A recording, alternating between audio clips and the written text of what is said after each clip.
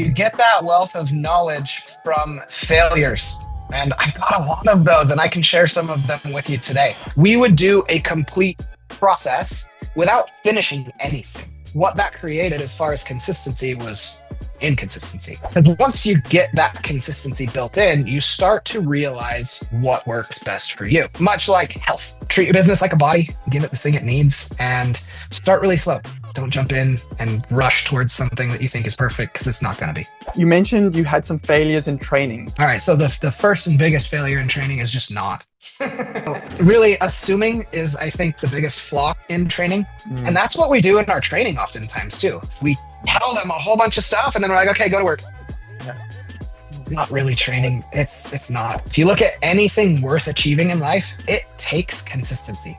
And without that consistency, you are just going to be on an accordion. But that's not what I want. I want people who are willing to grow and learn and make that process better as they do it. But more than anything, they need the why.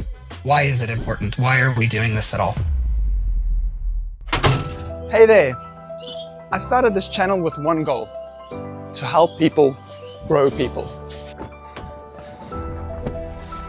But here's the thing. Growth isn't a solo journey. The best leaders, teams, and businesses thrive because they learn And grow. together. And that's what we're building here. So if that sounds like something worth being a part of, hit subscribe, because the more of us there are, the more we can invest in learning together. Let's grow together. Welcome everyone to today's Learning Club. We are covering the Improvement Starts with I, Chapter 4, Consistency. And today's guest was recommended by Tom, the author of Improvement Starts with I. It's Adam Allen. So Adam is the co-founder and owner of Prestige Woodworks, a custom cabinetry business in St. George, Utah, founded in 2014. Prestige began their 2-second lean journey in December 2015 and has since transformed and now thriving lean business employing 18 people, all operating in a compact 1,200 foot space. Adam brings a wealth of knowledge and experience that can help us avoid many of the mistakes on our own lean journey. So Adam, thank you for joining us today, and the floor is yours. Awesome. Thank you. Yeah. Wealth of knowledge. You get that wealth of knowledge from failures. And I've got a lot of those, and I can share some of them with you today. I threw this together just to give you guys a little glimpse of who I am, where I came from, what I'm doing, and then show you part of those consistency keys, the things that are just extremely important to make lean work. Because lean at its surface level, when you're looking at the leaves and the branches, it's Kanban, it's visual cues, it's buffer systems, it's one-piece flow, it's just in time. It's all of these tricks and tools and trades, but that's not really the root of it. When you get down to the root of it, it's people and growing people and respect. And that requires a lot of patience and a lot of consistency. So, as already described, I'm from a place called St. George, Utah. It's a small town about an hour and a half outside of Las Vegas, Nevada. So I'm really close to Sin City. This is a beautiful shot of the city that I live in. And I absolutely love it. I grew up in a place about 4 hours north of here, which is Salt Lake City, Utah, which I did enjoy. But then I decided that I got the winter blues really, really bad in the winter and came down here because it's basically the same temperature and hot as hell like Las Vegas, Nevada. And I enjoy it. I am a father of a growing family. This was a recent picture I took of my family down in a salt mine. I have 5 kids. So I try to keep myself very busy for some weird reason. And I love my family a lot. And I try to bring a lot of this lean mentality to home. And that's where you really get tested, right? It's trying to get your wife to buy into these things too. Prestige Woodworks, we started our business in about 2014. And it's been kind of a crazy growth journey since then. Originally, just me and my business partner that you see in this photo here. For the first about 4 years, it was just the two of us, start to finish. We would design, build, install, and do everything from meeting with the customer to invoicing that last invoice. Over the course of a couple of years, we figured out the hard way to do a lot of things, but we also just didn't work very much. We would goof around. We'd go jeeping in the middle of the day, play a lot of video games. I remember there were several days where we would text each other in the morning and be like, hey, man, you want to show up at like 10, maybe 11? Maybe let's just go to lunch and we'll start work after that.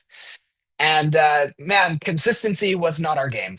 So I was the complete opposite of the spectrum of what this chapter is teaching us. And it taught me a lot of hard lessons. It taught me that I couldn't show up on time. But in late 2015, early 2016, I grabbed a hold of these two books here. Our hardware salesman actually delivered them to me and said, hey, you guys could do things a smarter way. And to be 100% honest, I avoided reading books pretty much my entire life. Even in high school, I would always watch the movies instead of reading the books. And Spark Notes, if AI was a thing when I was in high school, man, I would have abused the crap out of that. But I finally decided to read a book. So 2-Second Lean and The Goal, which talks about the theory of constraints. And those two things put together literally put me in the nut house. I didn't sleep for a week straight because I was just like, oh my gosh, I have complete control of my life. All I have to do is figure it out one step at a time. And I didn't sleep for a week straight, ended up getting committed at the end of the week, which was super exciting for my wife, who was pregnant with our second kid at the time. And they told me that I was having just a manic episode because of that sleeplessness. But even when I came back out of it, I was like, I got this. I figured this out. And the first consistency thing that we changed was just showing up to work on time. I know that sounds like super low level, but it was like, hey, man, we should just start at a specific time every single day. But we spiraled up really quick because of 2-Second Lean and because of Paul Akers and his influence. We immediately grabbed his morning meeting template, threw it in, and with just the two of us, it was pretty easy to implement and to follow. So we started grabbing hold of a morning meeting as early as 2016 and implementing some variation of it then. But even just the work itself, we changed it dramatically too. Back then, we used to cut every single piece of wood all at one time. And then we would spray all of the paints or stains all at one time. We would do a complete process without finishing anything ever. What that created as far as consistency was inconsistency. We couldn't predict a single timeline ever because we had no idea how long it was going to take us to do anything. So we started using our brains and we started using this lean improvement mentality to break down how we did things, break down our batch sizes, and create an actual flow. So this is a shot, excuse my guy in the corner there flashing you, but this is a shot of our shop way back then when we first started grabbing a hold of lean and thinking, hey, we could do something with this. Still a mess, obviously. You can see that not a lot is organized, but we had started using our brains a little bit and building these little metal carts so that we could shuffle the parts around and do things in smaller batch sizes instead of just doing everything at once. I'm going to show you a couple videos that we've made over the past couple years, especially since Tom came to visit us. So we actually had the author of the book come and visit us in St. George, Utah, and give us a little feedback, which was super fun. This first video here is a before and after of our shop. So we had built these terribly ugly booths that had all sorts of infrared lights and heating elements in them to try to cook and bake and cure the finish. And we figured out that we could do it air drying it with less effort, to be 100% honest. We just had to do the math and figure out how many parts we needed in order. So we rebuilt the entire spray booth, looks way more professional, and we cut down to a single part flow. So what we did is we actually got rid of the carts that we were using. So originally, these big, ugly metal carts here, we were stacking parts on. And at first, it had all of the parts for a single cabinet on those carts. And then eventually, we cut that in half. And we said, hey, just put like roughly half the parts for a cabinet on there. And we were running the entire business on a tap timer. So at first, it was 14 to 16 minutes. And then we cut that in half down to 7 minutes. And we were pushing about half of the parts of a cabinet through. But we realized that that was actually creating a lot of waste because in between those tech times, we would be sitting around waiting for sometimes upwards of minutes just to push go. So we actually got rid of those carts completely and went to a one piece flow where we hang our parts up on these gravity fed racks. And those gravity fed racks were actually measured and planned out purposefully so that by the time one part reaches the other side, the process time it takes to get there was enough time for that part to actually dry as well. So we eliminated all of the struggle of trying to force dry these parts.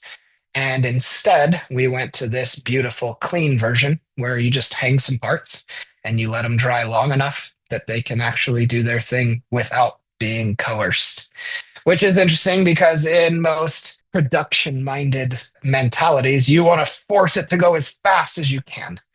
And we started leaning into nature a little bit and just decided it was easier to figure out how to do it on a smaller scale. And like I said, we've got 1,200 square feet. So we kind of had to figure out how to do it on the smallest scale possible. But the only reason I believe that any of that was possible is because way back when we read 2-Second Lean, we decided to be consistent. This quote from Brian Tracy. Brian Tracy is one of my favorite guys. If you consistently and persistently do the things that other successful people do, nothing in the world can stop you from being a big success also. So we just 100% ripped off Fast Cap's morning meeting, and they tell you to.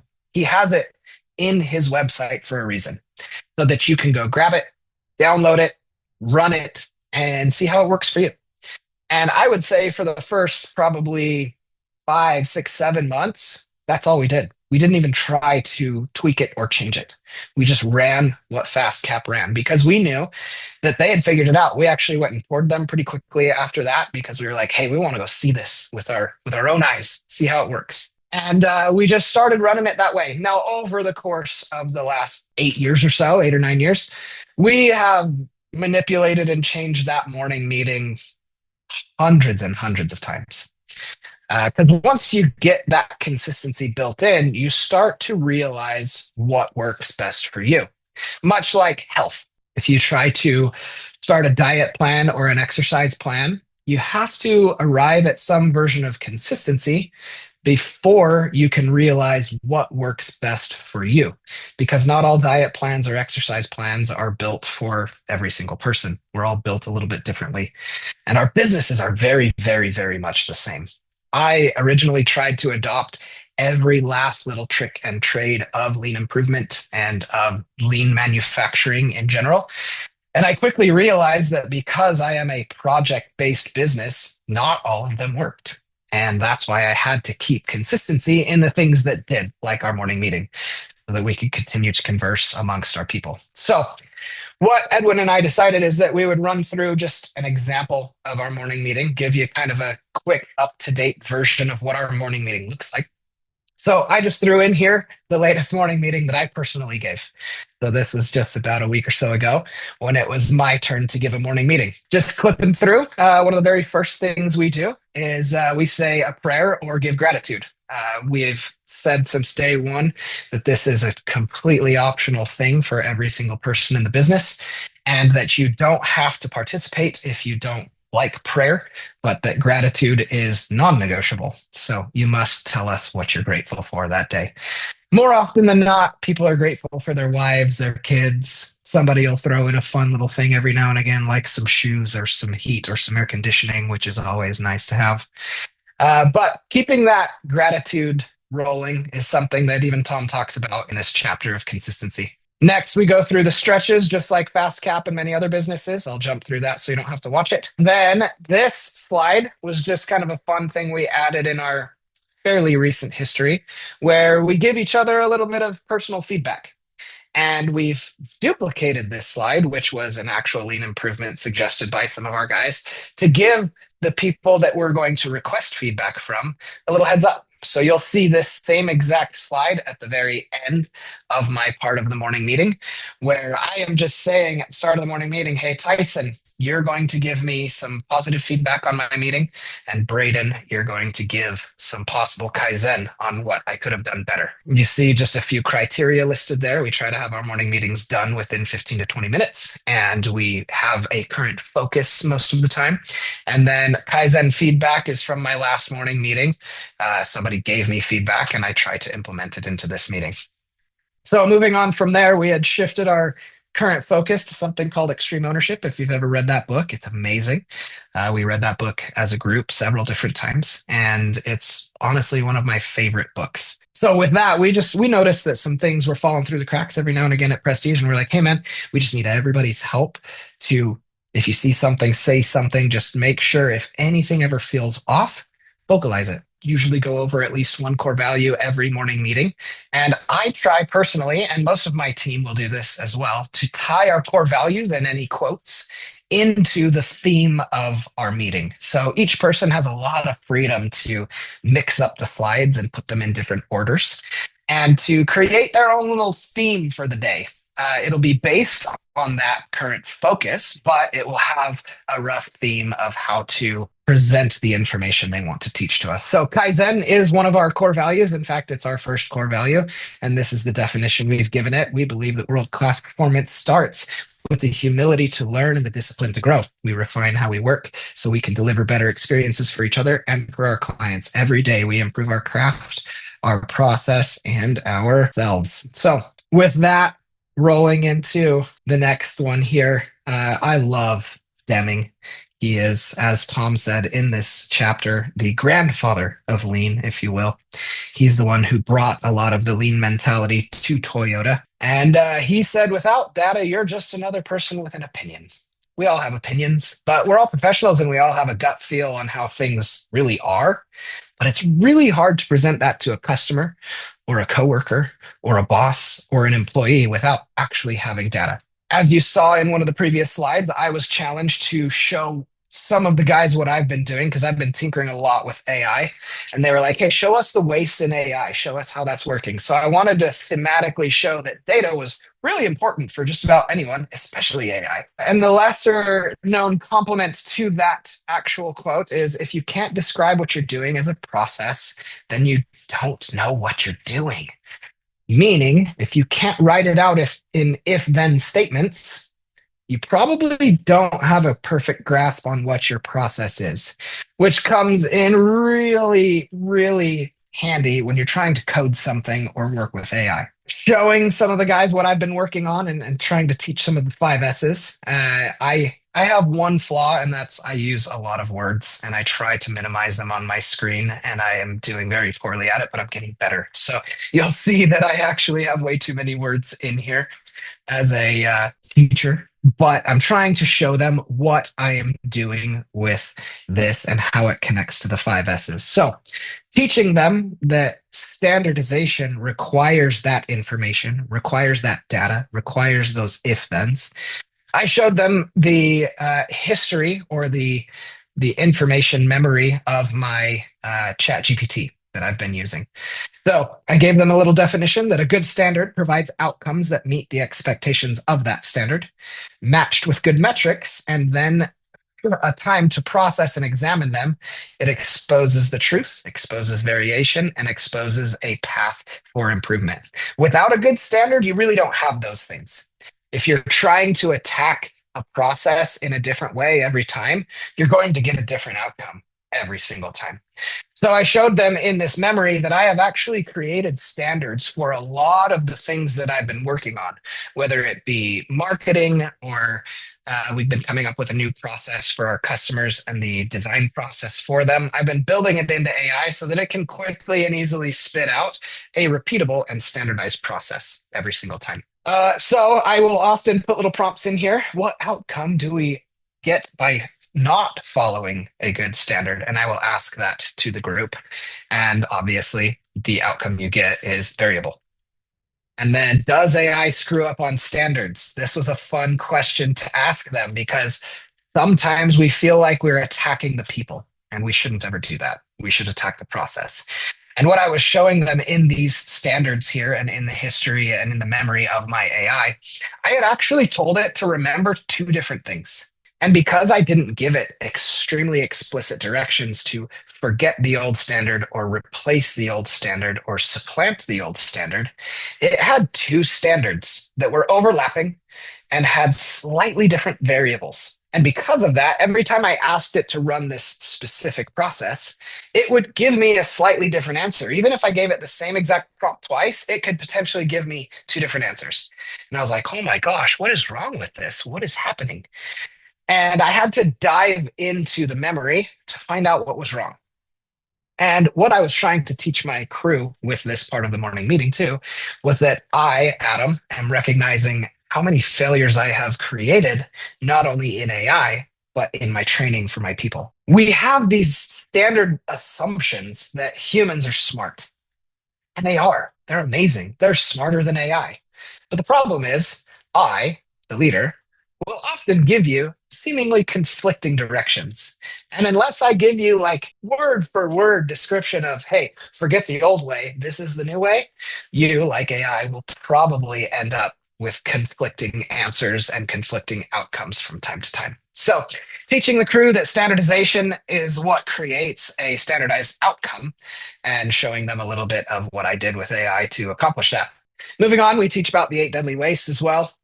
So I was teaching them a little more into that same mentality that if we don't have a good standardized process, we will end up with defects for the customer. A defect is a deviation from the expected outcome. And as a result, it doesn't match what was planned, promised, or needed. It's a variation that breaks trust, creates rework, and steals time from the mission. Uh, Teaching these things on a daily basis allows us the consistency to continue to elaborate and learn. Because even just today, we were having a conversation about a poor girl in our office that feels like she's being attacked constantly. And we're like, we're not attacking you. We're attacking the process. Your process has too many variables, and therefore we're getting defects in the paperwork that's hitting the shop floor. And it was really nice to be able to point back to this and just say, hey, remember my morning meeting when we talked about this? Without our morning meeting, we would never have this kind of information to continue to rehash and teach each person these things. Because every time you get a new employee, too, they don't have the backlog of information that we've taught each and every employee up to this point. From there, we go into Kaizen during lean improvement time. So this is just me showing off some of the things that I've been working on.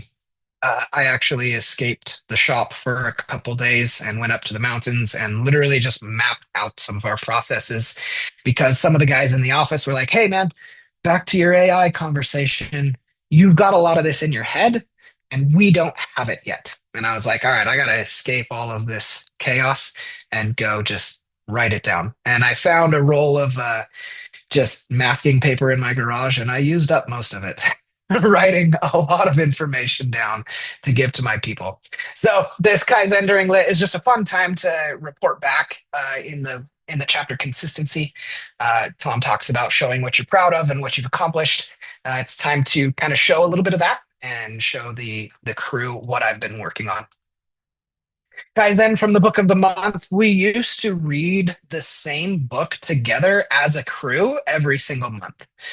We did that for probably 4 or 5 years. But then we realized that people were at different levels and different understandings and different checkpoints in their lives. So we actually loosened our grip a little bit on that.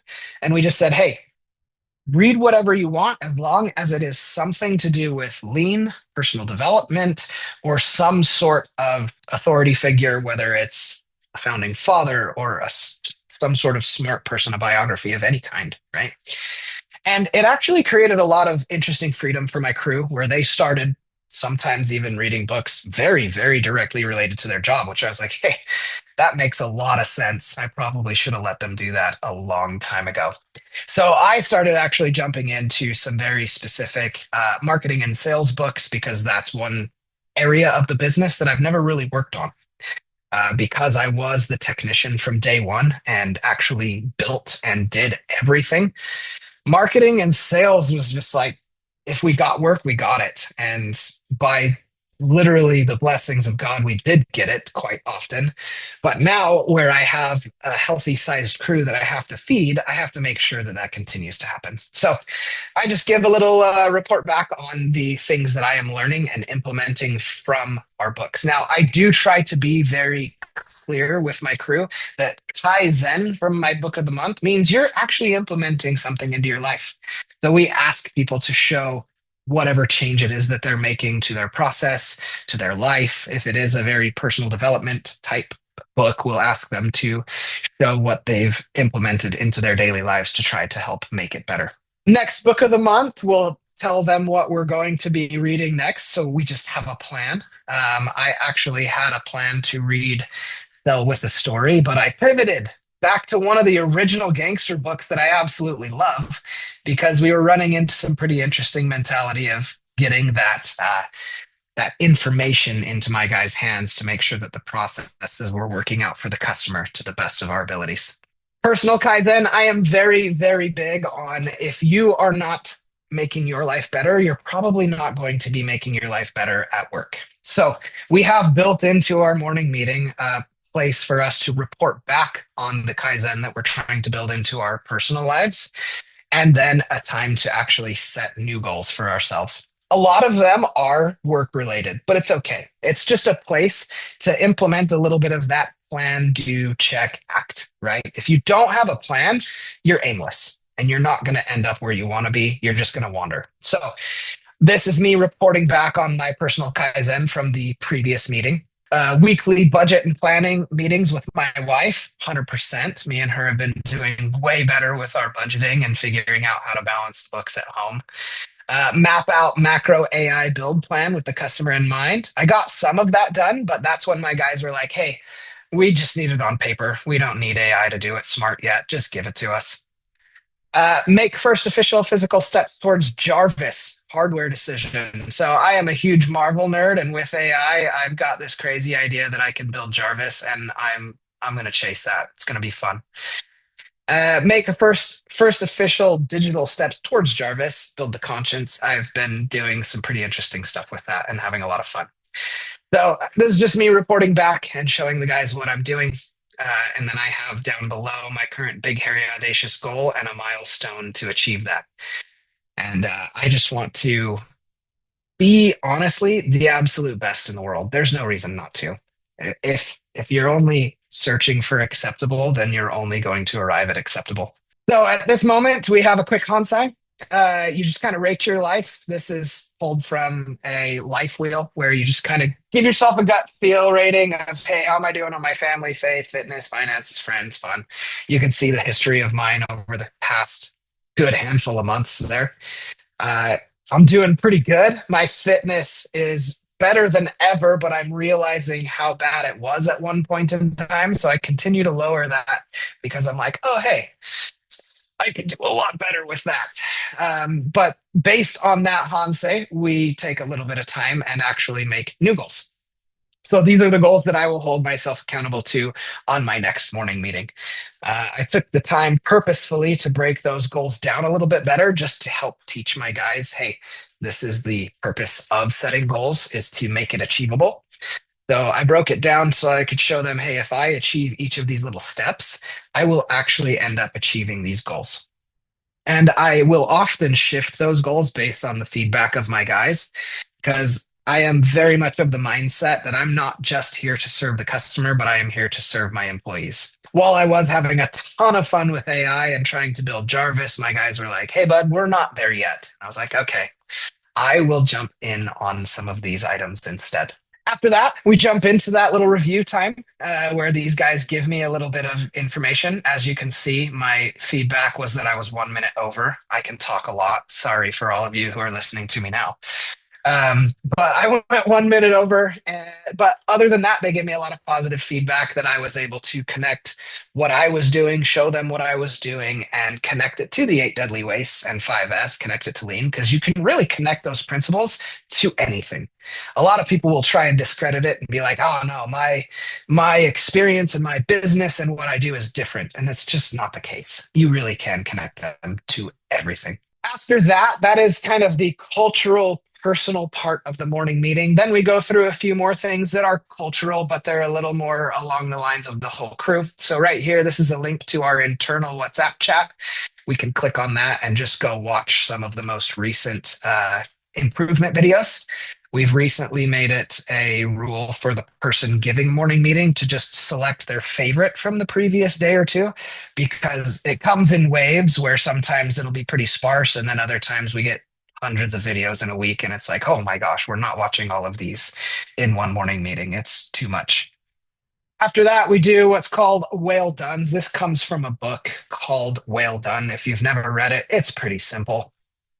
It's the way they used to teach the whales to jump out of the water. And it simply is that you set the bar, and if they swim over it, you give them a treat. And then you raise the bar a little bit, and then they swim over it, and you give them another treat. And it's basically just positive affirmations and teaching people through positivity loops rather than negativity loops. I'll click on it and see if you guys can see it, but basically we've just made a little form, and it is tied directly to our core values. So each of these little sections here is one of our core values: teamwork, extreme ownership, communication, Kaizen, and purpose. And then this is not only our entire team, but we get really quickly into our vendors and our contractors that we work with. And what I do with this is every month we have a monthly meeting, and we give the person who's won the most of them the up front and center parking spot. And then every year during our Christmas party, I give out Dundee Awards, if you know what those are. It's from the office. So I actually have trophies with the name of each of those core values, and I hand them out to those people who have won them, including our vendors. And I do invite those guys to our Christmas party, which makes it a little fun. After that, we have a moment for raving fans. So whether it's me or my project manager or our sales guy or our installers who are out there interfacing with the customers, we'll give just that fun feedback. Because again, it's really easy to get stuck in the negativity loops, right? The things that you hear about all day, every day are, hey, there's a problem. Hey, this thing went wrong. This thing broke. This thing's not up to code. This thing's not up to standard. Issue, issue, issue. If you allow that to spiral, you end up getting stuck in a really bad rut. So counterbalancing that on purpose is a very, very purposeful move. Now, I think I'm up to 19 or 20 employees right now. And I would bet you at least 25 to 30% of them think that some of these things, like the whale done and the raving fans, are stupid. Very snowflakey, very silly. And I just tell those guys every single time, I'm like, yeah, but it works. And it really does. Giving people just a moment to realize that not everything is going wrong really does help. It helps my psychological state a lot, because as an owner, a boss, I get all of the frustrations quite frequently where it's like, hey, Adam, here's an issue, here's a problem. And most of the time, if it makes it to me, it's fairly serious as well, which means, yay, problems. And we all have them. Even with lean implemented and even with consistency, they're still there. We just slowly chip away at them. After that, this was actually something we learned from Seating Matters. We just briefly glance at the calendar for the week and show any meetings that are going to be held in the office that week, so that we can not bother the customers and anybody who has the day off, so that we can make sure we're covering their position as well as possible and not being blindsided. Oh yeah, so and so is on vacation, we need to fill in for them. We give a brief reminder of who's up next for their meeting, so that they can use their improvement time the next couple days to prepare for that, because we do allow them to use as many of the lean improvement times as they want to prepare. In fact, my cousin Brandon on the top right there, for the first, I would say, 3 or 4 months, it took him about 6 or 7 mornings to prepare his meeting. He did not even know how to use a computer. He is from the country and grew up on a farm and didn't want to touch it, and was really pissed that I made him do it. But he's actually one of the best now, and it's really fun to see him do it. This is something that we recite together each day, and we're actually looking to change this in the very near future. But this comes from a book called Fix This Next from Mike McAllowitz, and it's just our big bang. This is really what Adam hopes for Prestige Woodworks. I want to grow people, and that's what this is.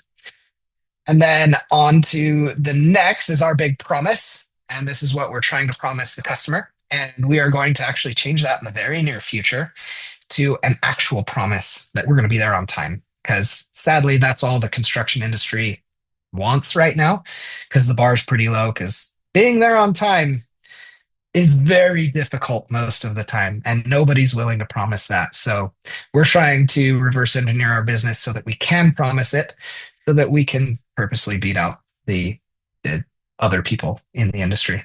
And then our QBR, which stands for Queen Bee role, that is the role within the business that serves that promise the most, and it is project management. We do, in fact, have an in-house project manager who is in charge of communicating with the customers and seeing those projects through to the end. So it's just a constant reminder every single day that the more we can serve that project manager and make his life easier, the more he can make the customer's life easier. And then we are going to win, because if we're making the customer's life easier, that's the goal, right? The more you please the customer, the more you're going to have customers. And that's it. Quick reminder for the person giving the morning meeting to go clean the bathroom. And then we start a 30-minute timer for everybody to go do their lean improvements for the day. So that's the morning meeting. That's the intro to Adam, and an intro to our consistency. We have not missed a morning meeting since we implemented it. And we have actually implemented a couple other things, like it was originally called First Friday Fun Day, but now we call it Prestige Development Day, because we have a little less fun and a little more lean improvement. But the first Friday of every month, we actually do major Kaizen events, and it's basically a morning meeting on steroids. Me and other leaders will teach some of the core values and the basic principles of the business, and 8 deadly wastes and 5S, and then we go out and actually act on it for the remainder of the day. And we have not missed one of those since we implemented them, and that's on purpose. If you look at anything worth achieving in life, it takes consistency. And without that consistency, you are just going to be on an accordion your entire life. You're going to go up on improvements, whether it be health or business or finances or anything. And then as soon as you lose sight of it, you're going to come crashing down. So that's it, Edwin. I'll turn the floor back over to you. Amazing, dude. That was drinking from the fire hose there. There was so much there, and you could see how you've developed from, doing this for 9 years, how your morning meetings evolved. And that's, I guess, where my first question is, when you only had 2 people, how did you keep that engagement going? And then as you added people to this morning meeting, did you find it went easier, or did you find you had to make some changes with that? Tell us more about that. Yeah, I think it was kind of a blessing that we encountered it while there were only 2 of us, because we made the decision to show up on time and to do the morning meeting roughly at the same time. So it quickly became a, hey man, let's go grab a breakfast burrito and sit down and do this morning meeting thing. So we had the most easygoing, relaxed intro in the entire world. And we had the ability to just kind of feel out what made sense. And that's one of the biggest issues, I think, is oftentimes I am extremely guilty of reading something, learning something, and then taking it and just going, we're doing this. It's a good idea. Look at all these smart people who do it. But it doesn't work. Like, you have to bring it in, and you have to teach the people why it's important, and then say, here's how somebody else does it. Can we adopt this and run it and figure out how it works for us? Because our meeting is nothing like FastCap's meeting now. We do have a few little elements that are still straggling and still existing from FastCap's, but now it's really easy to implement new people. As we brought on new people, it was already part of the culture. So it's a non-negotiable. In fact, in our hiring process, when I send them an email, they have to read the book 2 Second Lean before I even have an interview with them. And in that email, it states all of these things. Like, you're going to have to do a morning meeting. You're going to have to do all of these things. Yeah. And in that very first interview with me, I show them all of those things, because I really do kind of try to scare them away, to be 100% honest. I'm like, hey, we're a bit crazy. I'm super crazy. If you don't want to do at least these crazy things, like, I can find a high school kid. Heck, I could probably bring in my 11-year-old and have her sand wood. I really can. They'll figure it out. But that's not what I want. I want people who are willing to grow and learn and make that process better as they do it. So it hasn't been terribly difficult to get people to join in on it. However, their growth journey is very, very personal. So allowing my cousin the time to struggle through it and give some crappy meetings for a while, like you just have to be okay with what people are able to accomplish. If it seems like somebody's, not giving it their heart, that's a different thing. And then I will have direct communication with those people. But more often than not, it's just people need time to learn. People need time to understand it. But more than anything, they need the why. Why is it important? Why are we doing this at all? How much time do you give the people to prepare, and when do you do that? So we allow them to use lean improvement time to do that, which is right after that meeting. So that last slide where it's like, hey, remember your meeting is tomorrow or the next day or the next day. It's an immediate reminder that they should go work on it right now. Yeah. And we don't have any limits on how many of those morning meetings they can use to prepare it. So if they need several, that's okay. Go ahead and use those. We don't want them to abuse it. And again, that's a very person by person case. But sometimes I'll start it right in the middle of the month because I'll find something out in the world and I'll be like, holy cow, that's going to be a really fun thing to teach on.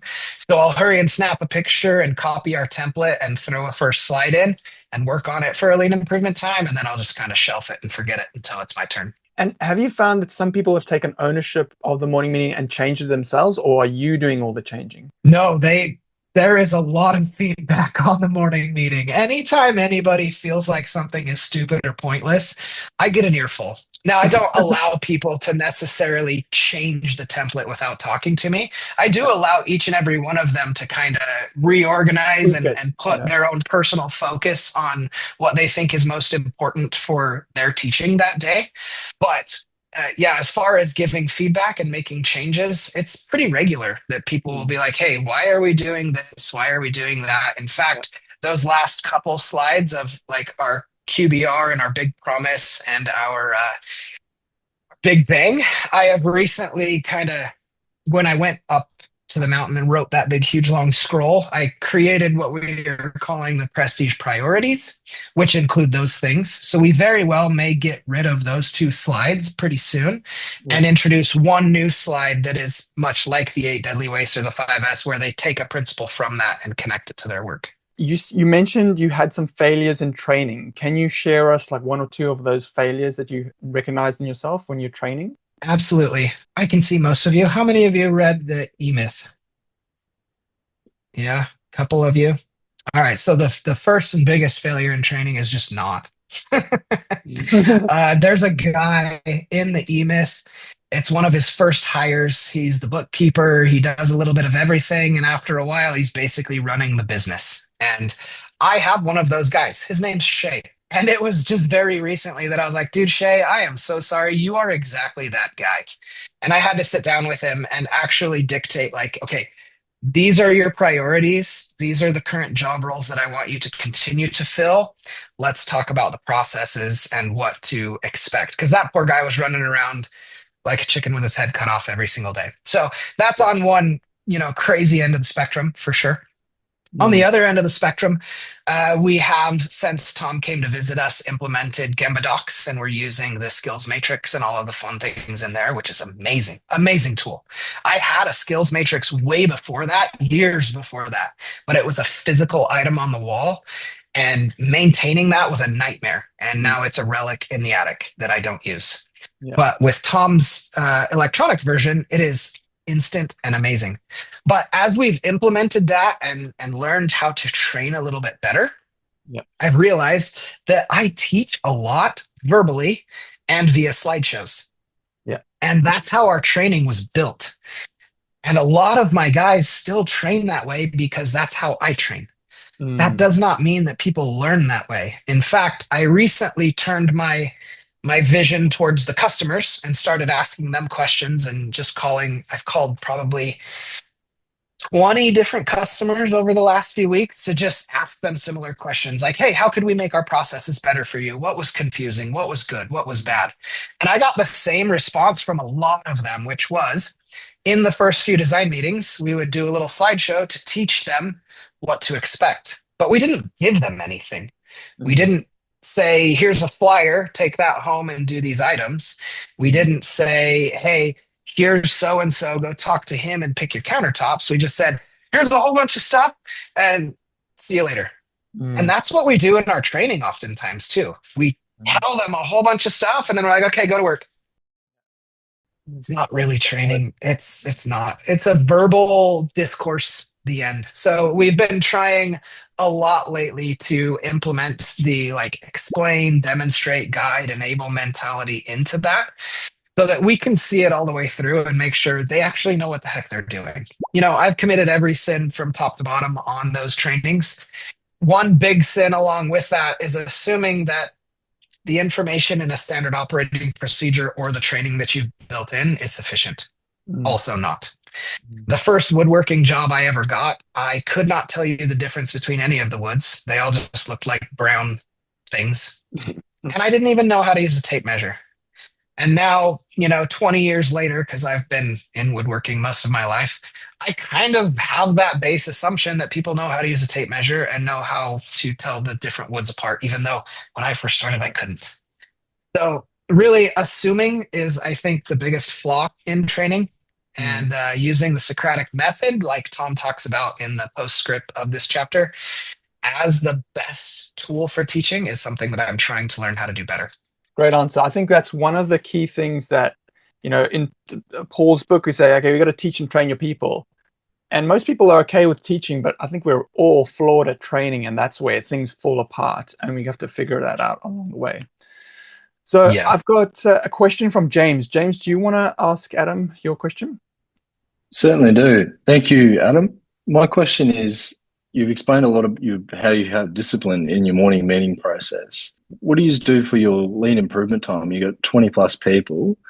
When you go out to the lean improvement time, how do you make sure that they're being productive and they're making improvements in that time versus scrolling on their phone? Yeah, that is a tough question. And the answer that I have for you now is nothing. In the past, I used to try to do that. And I'm not going to tell you that we're perfect and that people are out there actively engaged and perfectly doing something.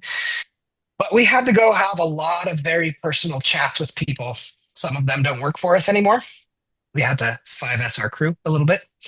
And others, we had to just be like, hey, man, these types of things are non-negotiables. Like, you can't be on your phone. It's just not okay. And we had to really, I think one of the beautiful things that Paul Akers and several other people have accomplished with their lean improvement time is they've set the bar kind of, I don't want to say so low, but what they require during that time is, hey, man, just clean up. And if you notice something while you're cleaning, fix it. And as long as you're trying to do a little bit of that, you're eventually going to spiral upwards, right? Now, I do put a little more pressure on my people because we clean up at the end of the day.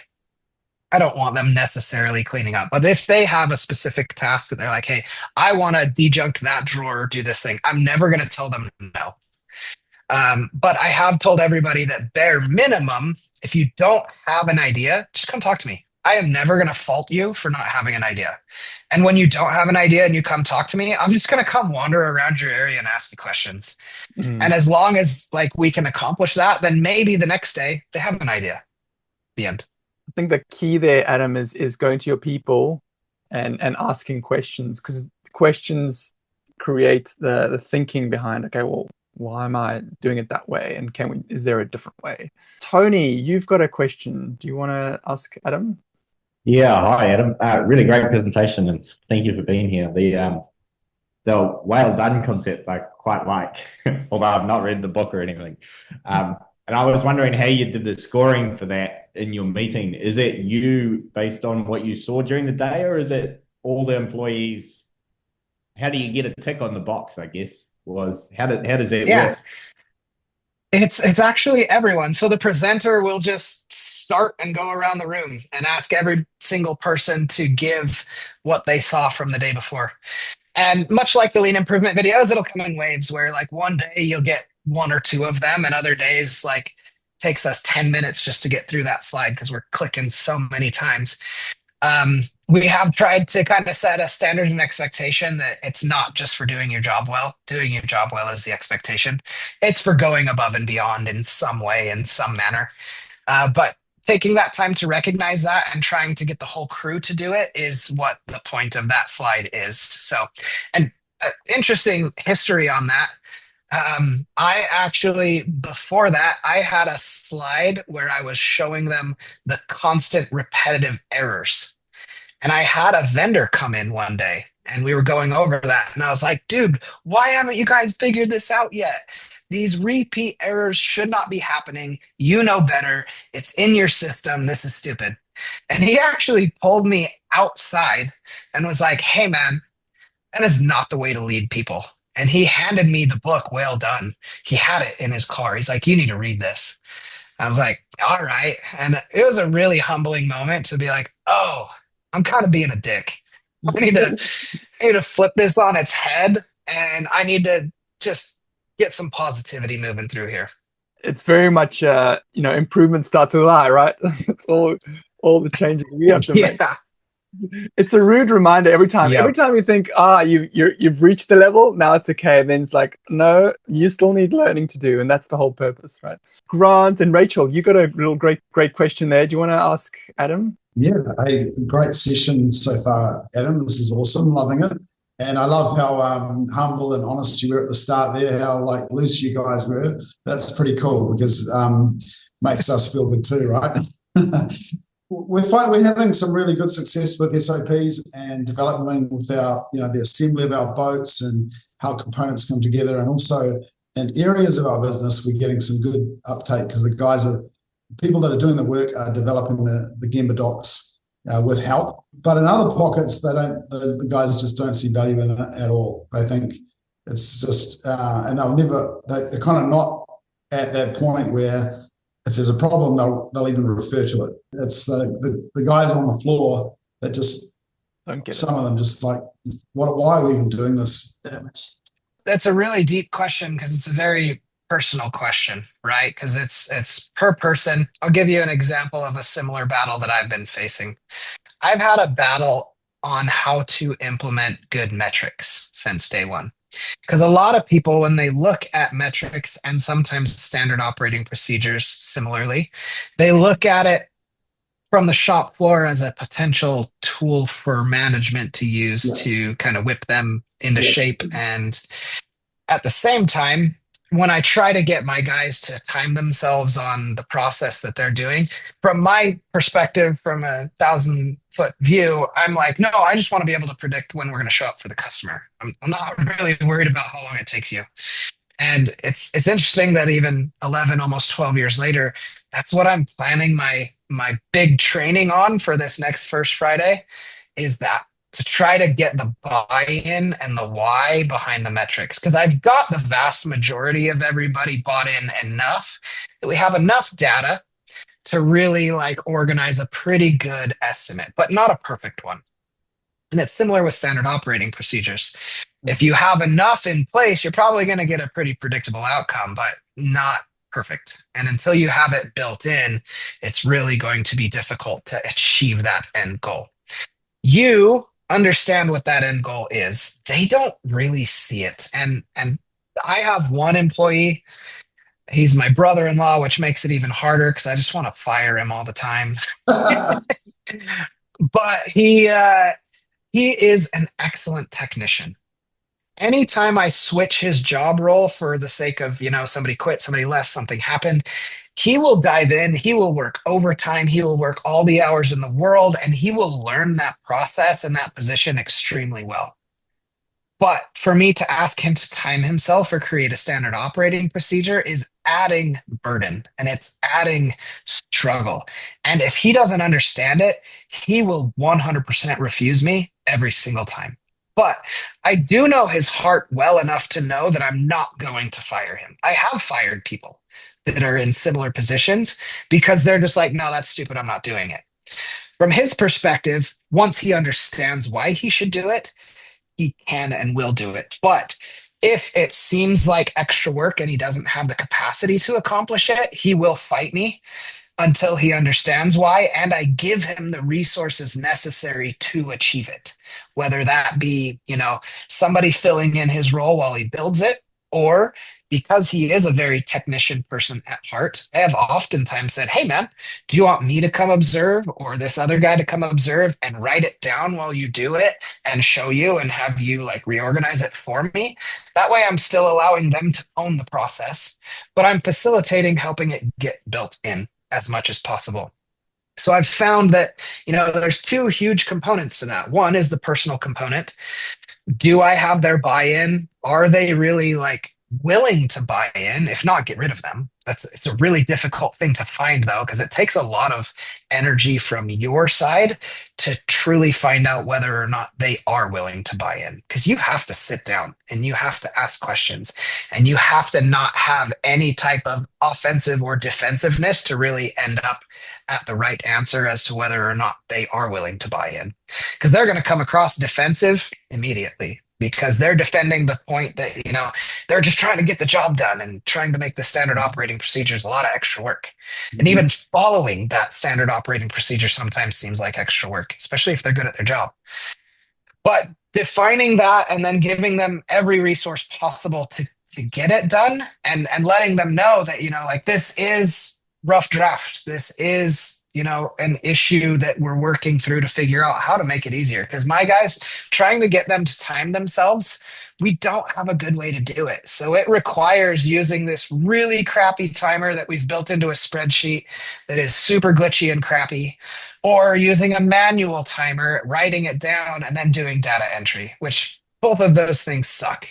But if I can convince them why it's important to at least do it the crappy way for now while we figure out a better way, and give them my promise that I will try to figure out a better way along the line, more often than not, I find that I can define those people better, who's willing to buy in and at least give it a try and who's not. But you have to create a really good expectation too.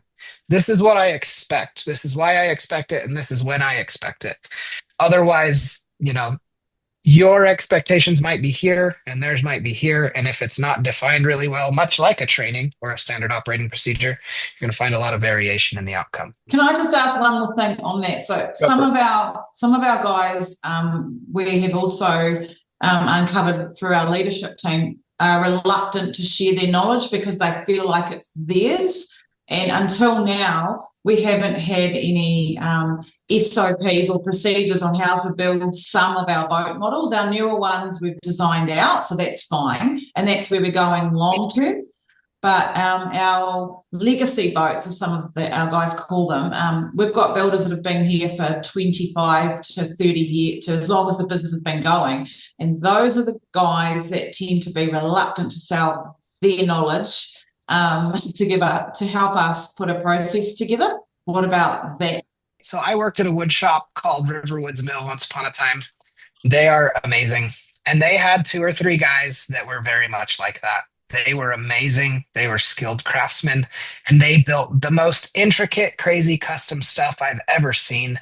Still do. And it's funny because guess what? Those guys still work there and they still do the same thing. And the reason for that is there's a lot of pride wrapped up in that, the good version of pride, right? Like they are proud of the accomplishment that they can build. And a lot of job security. They feel scared. And I'm here to tell you, I've only been running a business for 10 years, and most of my employees have only been around for half of that or so, 5 years, some of them up to 8. Even those guys, with knowing me that whole time and me trying to reward those who are willing to build their knowledge into the system, are still kind of reluctant because the whole world is built on, ooh, I need to protect what's mine and I need to make sure that I have job security. And where you're talking about guys who have 30 years of experience building boats, they're looking at you like, why would I give you this information? Because now you're going to be able to turn around and hire a high school kid to do what I do for half the price. So you're correcting 3 decades worth of feelings, right? It's not going to be quick. It's going to be slow. You're going to have to reward the hell out of the people who are doing it the way you want them to do it and show the why. Because if they don't understand the why, they're just going to be like, nah, I need this job. I need to feed my family. I need to make sure that I know how to build these boats and nobody else knows how to build them.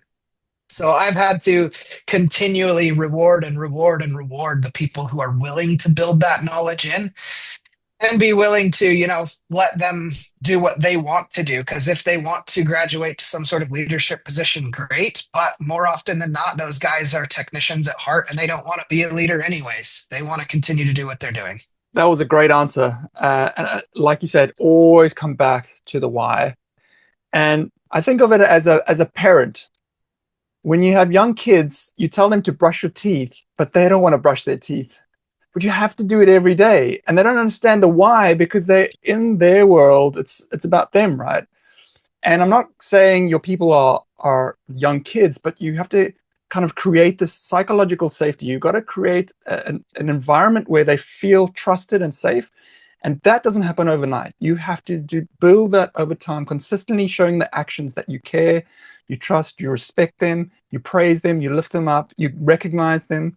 All those things, small things build up, and slowly they will change. Or they will change. They'll move somewhere else. Adam's 100% right. It's really hard for somebody that's so about themselves and scared about the change and how that's going to impact them that they won't really want to change. Adam, we're over time, but do you want to say any last words, anything about consistency for somebody that thinks, oh no, this maybe doesn't work, let's change the meetings to once a week or something? What is your advice for those guys struggling out there? Because I think there's a lot of people struggling, with implementing it. So, words of advice. One of my favorite books is called Miracle Morning. Speaking of consistency, he talks about common threads of really successful people, and he calls them the savers. So it's silence, affirmation, visualization, exercise, reading, and scribing, which is journaling. But when he talks about implementing it, the first advice he gives is don't try to just jump in and get it all at once. He's like, even if you just do a 6-minute version at first, where you're doing 1 minute of silence and 1 minute of affirmations and 1 minute of visualization and 1 minute of exercise, 1 minute of reading and 1 minute of scribing, and just build on that habit until it's actually a habit. Because I have done the accordion effect and the yo-yo on so many things in my life where I'm like, that's an excellent idea, and I'm running that direction.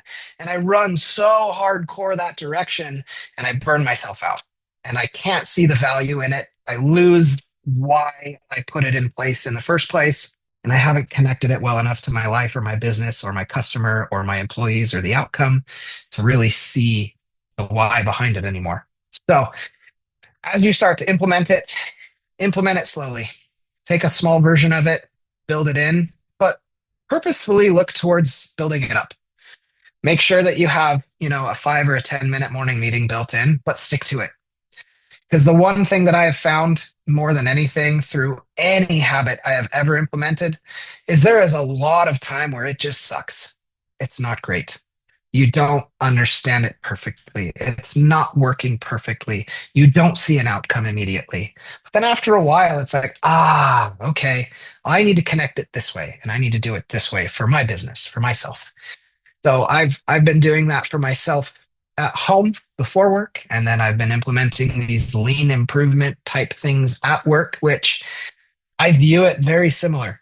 A business is like a person, and unless you have those same things, some silence, some affirmations, some visualization, some exercise, some reading, some scribing, which if you look at the morning meetings and at the general habits of a lean business, all those things are built in there. So treat your business like a body, give it the thing it needs, and start really slow. Don't jump in and rush towards something that you think is perfect, because it's not going to be. Well, with that bombshell, we'll end it there. I can see by their questions that they are entrepreneurial-minded people, which is dangerous because they're used to change and people aren't. So introducing a new thing to be consistent on is it's still a new thing to those people who don't like change. This is the thing. We're always in our shoes. We're never going into somebody else's shoes because it's so hard to actually visualize what is actually somebody else going through. The person that does the morning meeting does the learning. So when he's setting up the thing and talking to people, this is what the 8 waiters, he's actually doing the internalization. and everybody else is just like audience, right? And some people will get it, Yeah. and some people know it, but it's actually, that's why you have to rotate it. So it's just small tweaks like that people just don't really figure out. It's all that psychological stuff that most people don't want to put the time or effort into because it seems like it's less important than getting the job done and making money. But once you figure out that doing that gets the job done and makes the money, Yeah. it's kind of an awakening for sure.